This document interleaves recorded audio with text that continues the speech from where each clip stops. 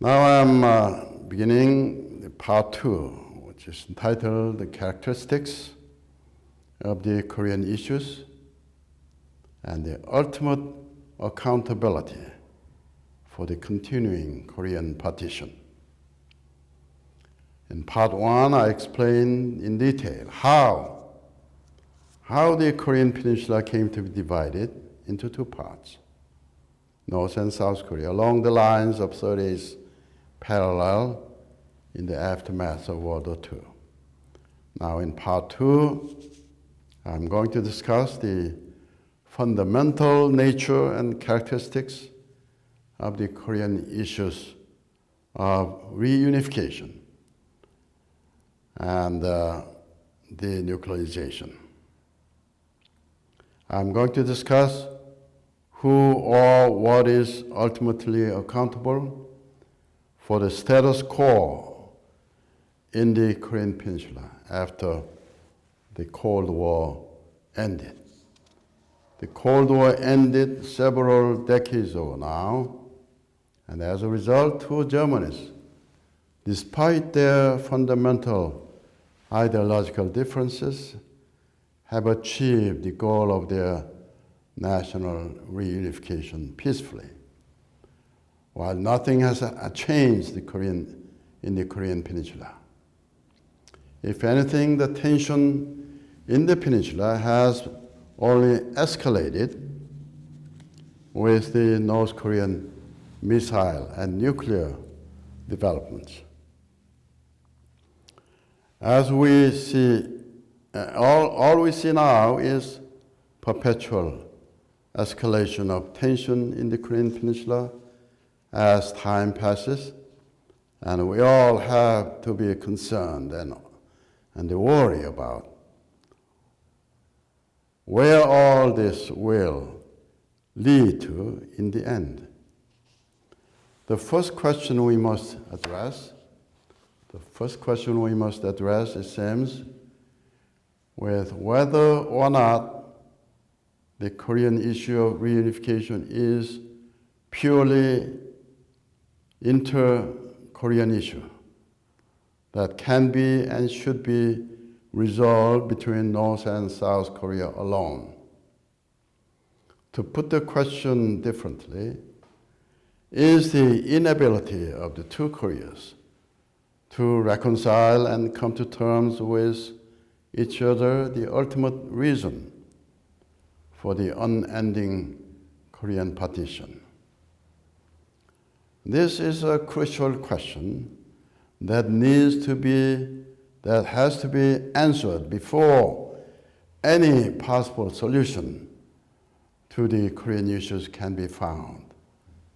Because unless we can locate precisely where the ultimate accountability lies for the status quo in the Korean peninsula, there is no hope of finding any viable solution to the Korean issues. My answer to this very crucial question is definitely no. The ideological differences and friction between North and South Korea are not the ultimate cause of the status quo in the Korean peninsula. The Korean War has proved, if anything, that the issue of Korean unification is not purely inter-Korean issue, and that the geopolitical interests of America and China in the region are intertwined with the Korean unification issue. When North Korea attacked South Korea in 1950 to unify the country by force, America intervened militarily to defend South Korea, thus deterring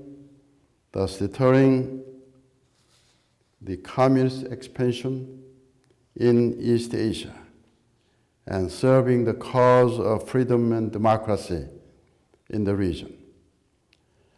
American intervention in the Korean War should be construed as a part of America's containment policy against the Soviet expansionism in East Asia.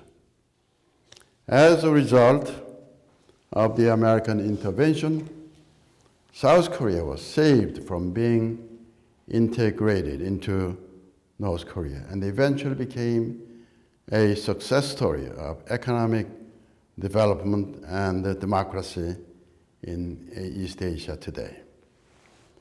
We South Korean people in general are very, very grateful, very, very proud of the economic accomplishment, deeply thankful to the American help. And America now has military bases in South Korea, obviously for geopolitical and strategic purposes, which is believed to be critically important for the national security of South Korea, as well as for the protection of American interests in the Pacific region. China also intervened militarily in the Korean War when American forces, together with South Korean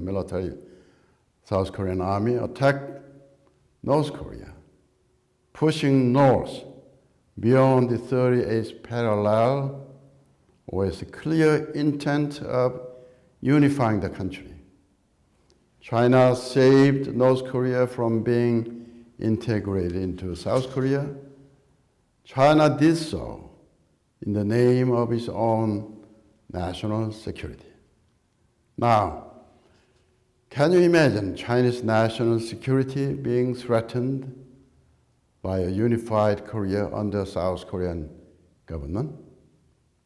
Well, one has to wonder how unified Korea, small peninsula nation, can pose a serious military threat to a big country like China. Certainly, the military power of would-be unified Korea by itself would not constitute any national security threat to China, even though the two countries would share a very long border alongside the Yalu River. China's main concern must have been with regard to the military forces of America, which would be allied to unified Korea in the event of any military conflict in the Pacific region. The Chinese military response to the American attack of North Korea should be viewed not only from the point of view of the ideological ties between China and North Korea then, but more importantly, from the point of view of geopolitics in the region. To China, having North Korea integrated into South Korea would be tantamount to the Chinese loss of a very important buffer state to the most powerful potential adversary of China, America. It would be just like China being exposed to American military forces along the long borderline of Yalu River, which would certainly be unbearable to China. Let me try to illustrate this geopolitical aspects a bit further in reference to the well-known American experience during the Cuban Missile Crisis, because this is a very, very important point to reckon with in relation to the geopolitics between world powers in the Korean Peninsula. Any American would understand, accept wholeheartedly, perhaps why President Kennedy reacted the way he did in 1962, risking a full-scale nuclear war when Soviet Union was installing its ballistic missiles in Cuba. President Kennedy established a naval blockade to prevent further Soviet missiles from reaching Cuban soil and forced the withdrawal of all the Soviet missiles already installed from Cuba. The reason for this action was very clear. To President Kennedy, the Soviet missiles deployed in Cuba constituted a very serious national security threat because of Cuba's geographical proximity to America. There is no question that China intervened militarily in the Korean War and defended North Korea in a similar vein. There is no fundamental difference between now and then in terms of the geopolitical interests of America and China in the Korean Peninsula. The crucial question here is not whether or not unification of the Korean Peninsula will be done peacefully or militarily, but in which direction the would-be unified Korean Peninsula will be headed. Will it be in favor of China or America geopolitically and strategically? To both America and China, this question is more crucial than whether or not Korean reunification will be done peacefully or militarily. Because the geopolitical end result would be the same regardless of the means used for unification. We must conclude, therefore, that geopolitical and strategic importance of the Korean Peninsula for both America and China was and still is the overriding factor in maintaining status quo in the Korean Peninsula. To China, North Korea is an important buffer state, while to America, South Korea is an important strategic foothold in East Asia. Therefore, it seems that without resolving the question of conflicting geopolitical and strategic interests of America and China, the two players of the region, there is no way that the two Koreas can achieve the goal of reunification of their country on their own, either militarily or peacefully. One must admit that the will of the two Koreas alone, singly or jointly, is not sufficient for uniting the nation. The truth of the matter is that the ultimate cause of continuing partition in the Korean Peninsula after the Cold War ended is not the inability of the two Koreas to reconcile and come to terms with each other, as so many people around the world seem to believe, but the inability and or unwillingness of the two main players in the region, America and China, to harmonize their geopolitical and strategic interests with a unified Korean Peninsula.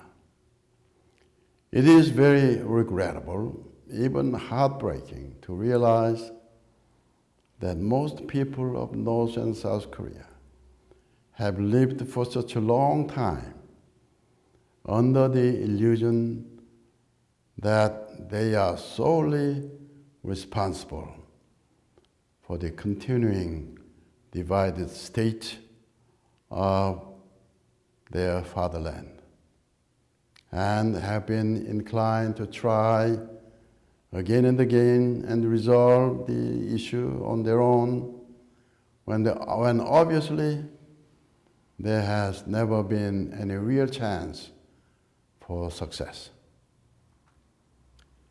Considering the magnitude and the importance of the geopolitical interests of America and China in keeping the Korean Peninsula partitioned for balance of power and peace and stability in the region as it is today, some people might ask why the two Koreas can't live in peace like good brothers as separate states without stirring up troubles for unification. Let me tell you that this is like asking why America fought a civil war and unified nation, why the Vietnamese for so long against foreign forces, first the French and then the Americans, in order to maintain their national unity and integrity. Why the two Germanys were reunited instead of staying as separate political entities. A long time ago, Abraham Lincoln